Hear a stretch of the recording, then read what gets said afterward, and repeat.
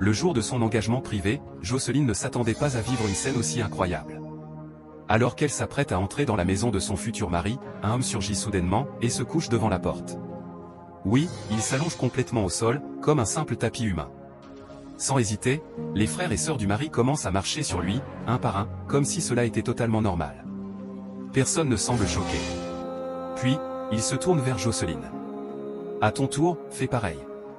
Mais la jeune femme, au cœur pur, reste figée. Elle regarde l'homme au sol, et comprend une chose, c'est un être humain. Calmement, elle refuse. La famille insiste, c'est notre tradition, on fait ça depuis toujours. La grande sœur ajoute, d'un ton ferme, tout est prêt à l'intérieur, ton futur mari t'attend. Respecte les consignes si tu veux que la cérémonie continue. Mais Jocelyne ne cède pas dans son cœur, quelque chose bloque. Elle ne peut pas accepter qu'un être humain soit traité ainsi. La petite sœur tente de la convaincre, mais rien ne change.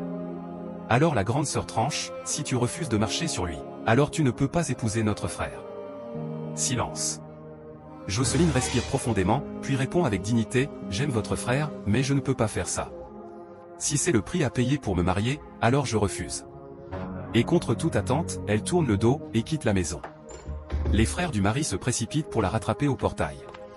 Elle leur explique, avec sincérité, je respecte votre frère, mais jamais je ne marcherai sur quelqu'un. Ce n'est pas humain. Pendant ce temps, à l'intérieur, l'homme qui était couché au sol, se relève, et révèle sa véritable identité, c'était le futur mari.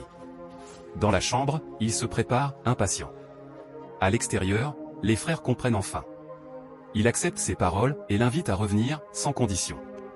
Jocelyne accepte. Elle entre dans la maison, et là, surprise. Son futur mari est à genoux, une bague à la main. Elle reconnaît son visage. C'était lui, l'homme sur qui on lui demandait de marcher. La famille prend alors la parole, tout ceci n'était qu'un test. Nous voulions voir ton cœur, et tes valeurs. Et aujourd'hui, nous savons que tu es une femme digne, respectueuse, et bien éduquée. Touchée, émue, Jocelyne accepte la bague. Une nouvelle famille naît, dans la joie et le respect. Ne compromets jamais tes valeurs pour plaire aux autres, car les bonnes personnes te choisiront pour ce que tu es.